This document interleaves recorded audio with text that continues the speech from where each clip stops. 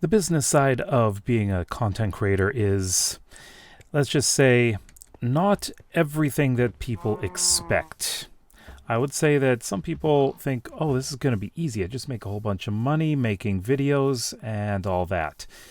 Well, the thing is, as a content creator, most content creators are doing this alone, which means you have to deal with everything. And I mean everything. It is not the easiest thing to do. So I'm going to break it down. I'm going to tell you everything that I have to go through as a content creator who basically does this for a living. Now, I'm not a full-time content creator. I would love to be one, but it doesn't pay the bills. So what I need to do is actually have another job, which I do. But being a content creator gives me a lot of opportunities to, well, have extra income.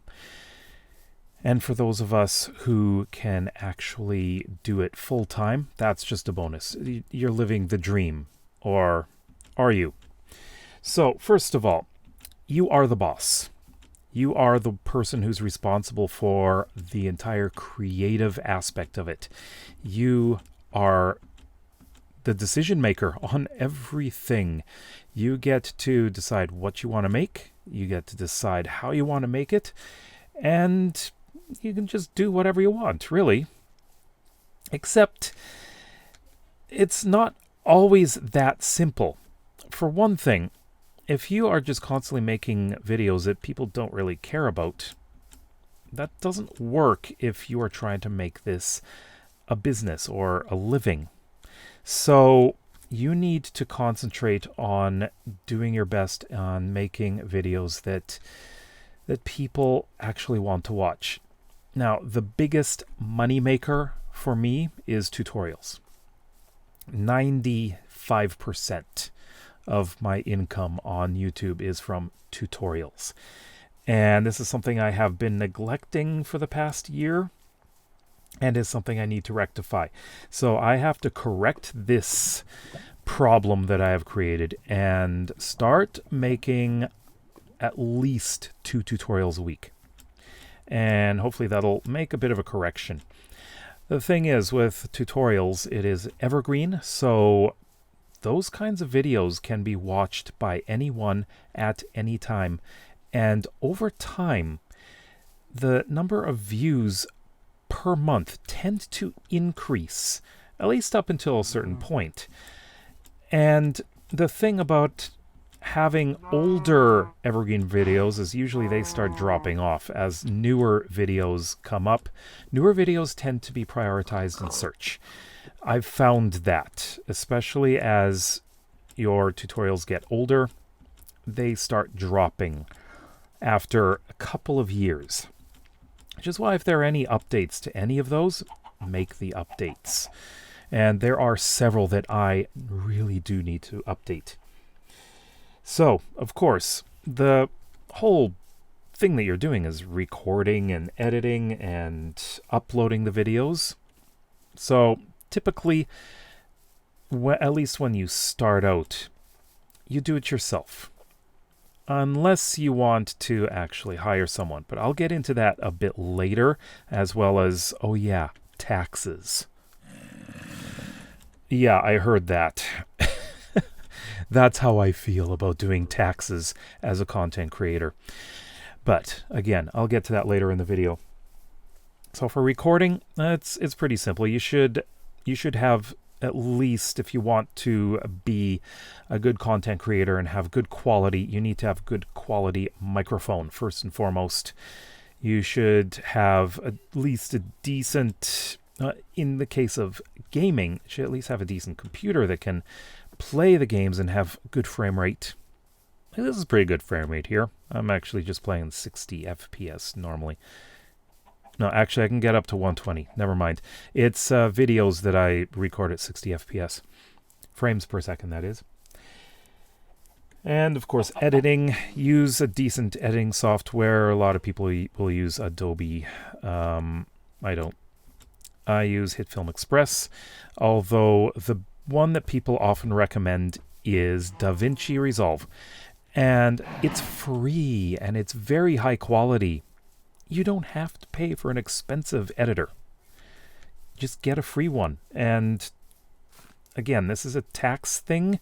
If you do want to buy something, you can use it as an expense and get deductions on your owing, the tax owing. So yeah, taxes.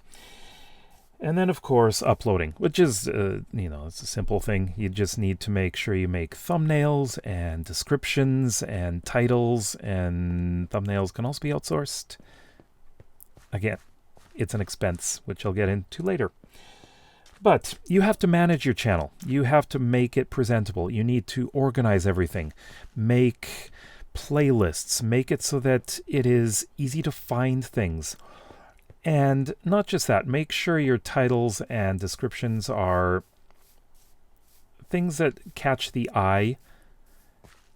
And that's just really important. You need to do that if you want to be successful. But there are other things outside the channel itself. Of course, you've got social media. If you have a social media presence, that's great. You can use it to talk to people. Advertising on social media, I find, never works. However, you can get to know people through social media, and in a way, a lot of your advertising is people getting to know you. You don't have to push your videos out. YouTube does that for you. So don't worry about that. Social media is something where you can connect with other people. And that is one way of getting some loyalty. If people are trying to contact you through social media, as long as you're not ridiculously busy, try to respond. This goes for comments as well. I know comments are kind of part of social media. Make sure you reply to them. That is something I need to do better on as well. But try not to be a jerk, because that can come and bite you in the butt. Try to be civil with people. Try to at least, foster good relationships, especially with other content creators who are of similar or bigger size, even smaller as well. So any size, really. And that brings me to another point. Collaborations are often extremely, extremely useful, because that can introduce you to their audience. So if you're, for example, in Minecraft, if you're on an SMP and you're playing with others, then they get to know you, right? At least through another person, and they may check out your videos. Or you can just do a collaboration with one person. There's so many different ways of doing this. And then there's monetization. Now this, of course, is probably the part that most people are interested in.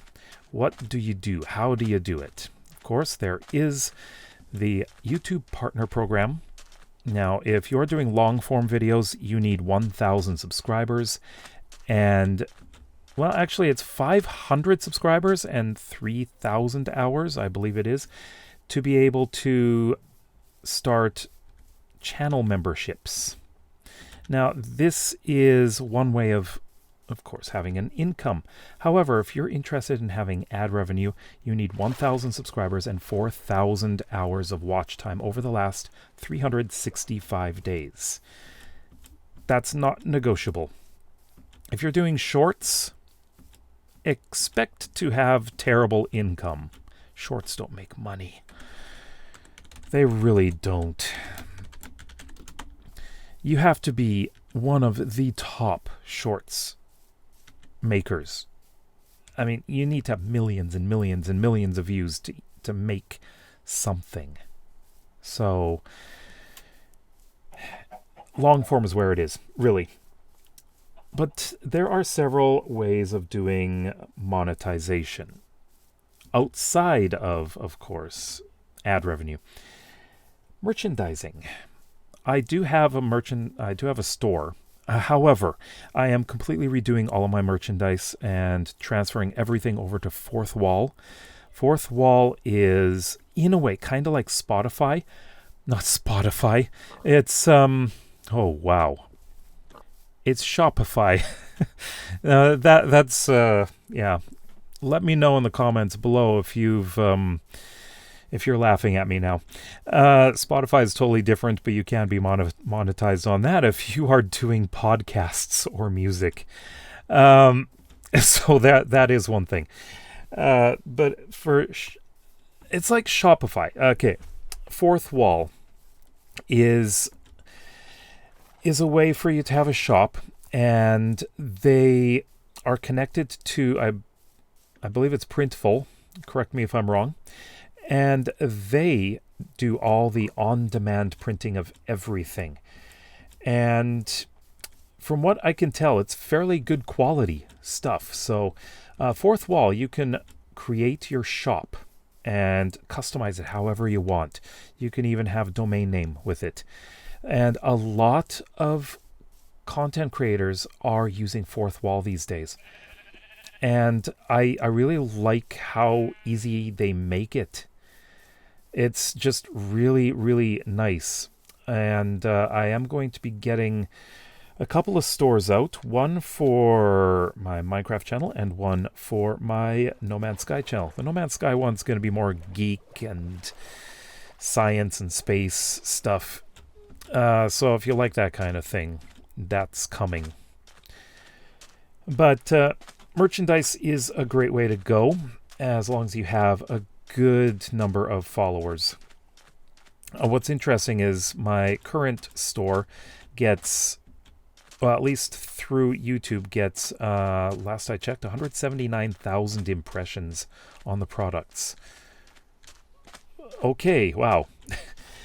Then, of course, you have crowdsourcing, Patreon, and channel memberships. Well, I'm not sure if you'd call that crowdsourcing, but it's basically subscriptions. And this allows you to provide perks or just anything special to members. Patreon, of course, is off of YouTube. It is not associated with Google.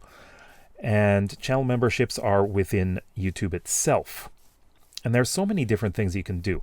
Some of the things I do for channel memberships is I have early access to videos, only for members. And along with Patreon, you have access to the Brambles SMP, as well as Patreon posts and world downloads, and a whole bunch of things like that. So you get a lot of things out of it. It's not just you giving money. You're actually getting subscription to things that you can get. So there is a return for you, which is exactly what I want you to have. I would like you to get something that is interesting to you. And of course, a lot more is going to be coming. I've got a lot of world downloads I'm going to have to start getting out very soon as I go back into my Let's Plays. Now, we get into expenses. Sometimes, and I have had this so many times, people contacting me asking, hey, can I do your channel art? Hey, I would love to do your thumbnails. I would love to do your editing. For those people, if they're reaching out to you, don't go with them. Don't go out with them. You should seek out people yourself. Get recommendations from others. What you want is people who have a proven track record. You want people who are really good at what they do and at least have a portfolio, especially if they do commissions on art and thumbnails and things like that. Now, these, of course, are not always cheap, so keep that in mind. But there are various people that you can get commissions on for less than others. So you have various price ranges, of course. And you can, of course, get an editor, a dedicated editor. So all you have to do is do the recording. Ship it off to the editor. Let them know what kind of stuff you want them to do, and they will edit it for you. Nice, isn't it? It's faster for you. You have less work. You have more time to work on recording the actual videos.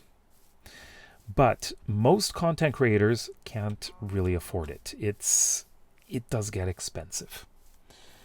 I mentioned thumbnails already, but there's also another thing. Music licenses. If you have music in your videos, you can go with the YouTube library, but it's like stuff you hear all the time. You hear it on so many different channels. I go with Epidemic Sound. And Epidemic Sound is music and sound effects license company. So everything that you use from their website, from their service, you can use it on your YouTube videos, Twitch, Instagram, TikTok. If you have one license, you can actually use it for all of those. If you have 2 YouTube channels, you need 2 licenses. If you have 3, you need 3 licenses, or you can go with a business license. Business license would make more sense if you're using it on 3 channels. It saves you money. But also, one of the great things about it is if someone comes along and tries to claim the music, you have a backup. You have Epidemic Sound's support in this. You just let them know, hey, someone is trying to claim your music. Help me out here. And they'll do what they can. So it's definitely it's definitely a good thing to use. For me, it cost me $17.99 a month, which is quite nice. It pays for itself. I should just say that. There are other things. I use MediaFire to store all of my world downloads so that they're easy to access from both Patreon and member-only posts on my channel. It's a bit of a mouthful there.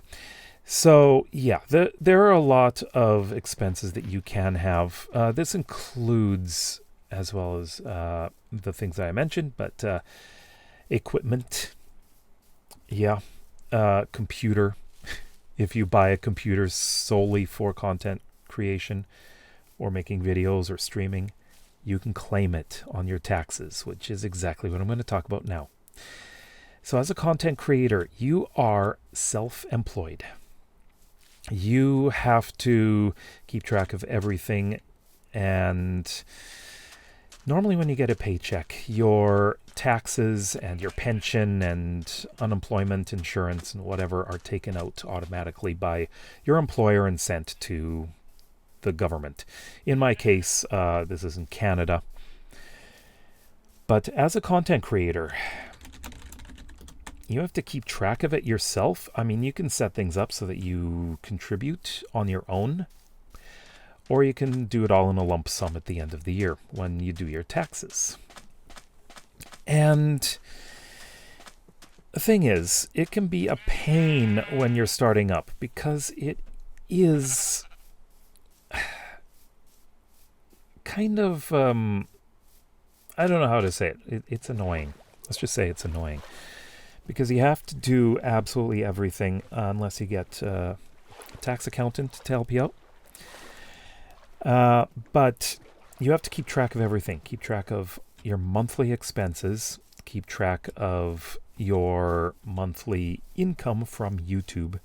You have to report everything at the end of the year. And keep the receipts. Now, something, at least here in Canada, a lot of the things like Twitch and Amazon, they have started sending me the proper tax forms so that I can use that. They're reporting to the government of Canada now. YouTube still isn't. So I have to take care of everything myself with them. I don't have a nice tax slip from them at all. So I have to keep track of every single month's income. So I have to go through the analytics to get that information. And what's nice about the others, like Twitch just started doing this. They sent me an email saying, hey, here's your tax slip. Like, oh, thanks. Now I don't have to go back through all of my records and add everything up. It's all there. It would be nice if YouTube would do that.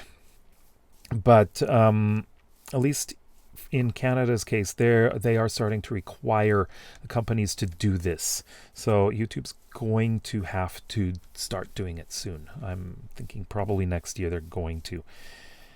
I think this year is like the first year that they're doing it, and yeah, it's convenient. I'll say that.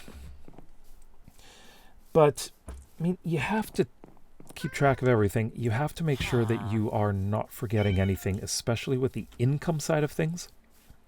With expenses, at least, I mean, this is up to you if you want to claim things. But when you do, make sure you have the receipts. Because if they contact you saying, hey, we want to see the receipts, make sure you have them. Because then you're going to have to send them. So you have to be your own bookkeeper. Taxes. What a thing to talk about on a video that goes up on my birthday. Oh, by the way, it is February 28th. It's my birthday. So, happy birthday to me? Anyways, let me know what you think. Is there anything that I missed that you would like to ask me? And I'll do my best to answer everything in the comments. I don't know anything about the taxes of other countries other than Canada. I don't know how these things work outside of Canada. I know in Canada you have to do everything yourself. I know in Europe you don't. A lot of places just do it for you already.